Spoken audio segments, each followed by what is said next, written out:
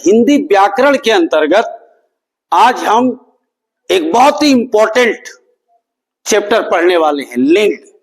एक बात आपको बता दें, प्राणीवाचक शब्दों को बड़े आसानी से बताया जा सकता है कि कौन स्त्रीलिंग है और कौन पुल्लिंग है। आइए तो हम आज का लेक्चर शुरू करते हैं। लिंग, जिसे अंग्रेजी में क्या कहते हैं बेटा? जेंडर। क्या कहते हैं? जेंडर।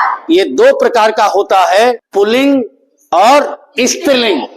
जिस शब्द से, शब्द के जिस रूप से किसी व्यक्ति, वस्तु, केवल व्यक्ति नहीं, वस्तु या जीव के नर या मादा, नर मतलब पुरुष और मादा मतलब स्त्री, नर या मादा जाति के होने का बोध। जाति मतलब ये नहीं कि ब्राह्मण, क्षत्रिय, गुप्ता, बनिया, ये सब नहीं।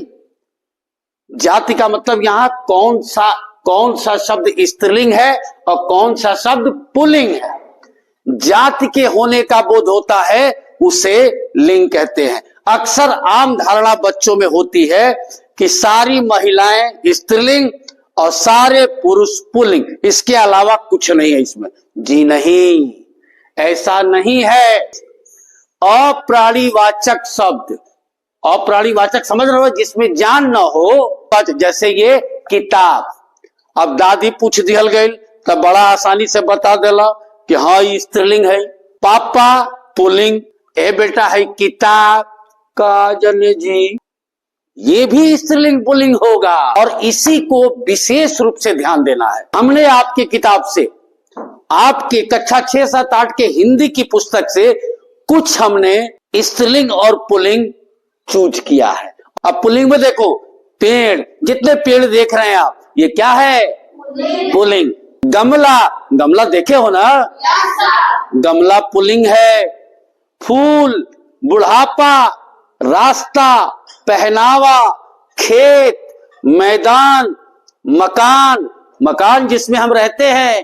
अब केहू बोल दी कि राधा का मकान अच्छी है, गलत, क्योंकि मकान क्या है? पुल्लिंग है, तो राधा का मकान अच्छा है। पौधा, साग, सागर, डमरू आदि और भी सारी चीजें हैं। यानी आज आपको क्या जानकारी हुआ? जानकारी ये हुआ, ये भाई खाली मर्दे मेहरारू स्त्रीलिंग पुल्लिंग ना होला, और यो कुछ बा वहू के जाने के बाद स्त्रीलिंग पुल्लिंग होला। ठीक ना?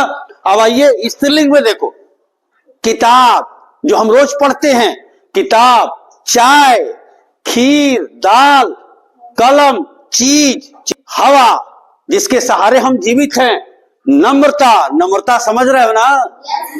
नम्रता का उदाहरण कोई बताएगा? आ जाओ यहाँ।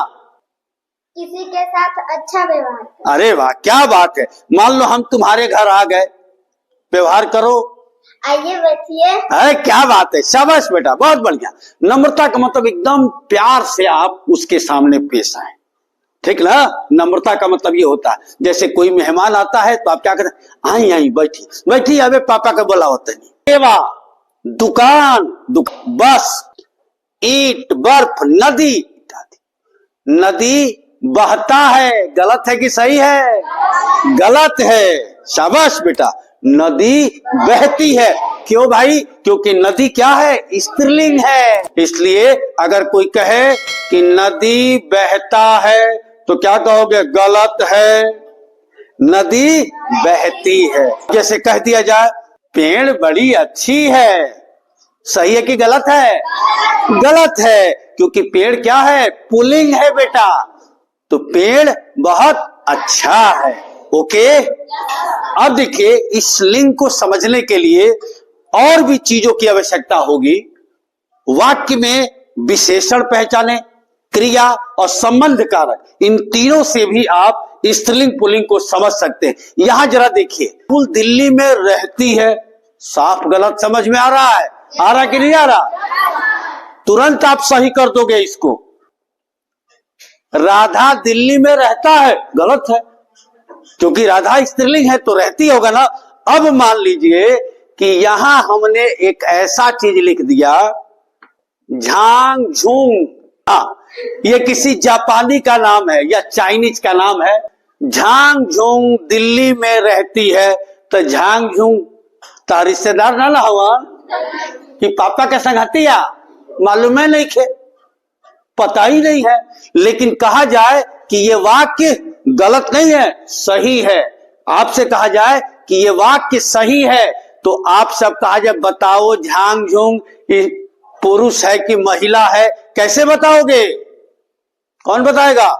चलो बताओ, इस वाक्य में से ये कैसे पता करोगी कि ये महिला है कि पुरुष है? रहती से। क्या बात है, बहुत बढ़िया। यानी इससे पता चल जाएगा कि ये स्त्रीलिंग यानी कि महिला है। आई बात समझ में? तो इस तरीके से वाक्य पढ़ करके भी हम स्त्रीलिंग और पुल्लिंग को पहचानेंगे। तो आज के लिए बस इतना ही रहेगा, और ये भी 3-4 दिन चलेगा, ठीक है ना? बहुत बहुत धन्यवाद।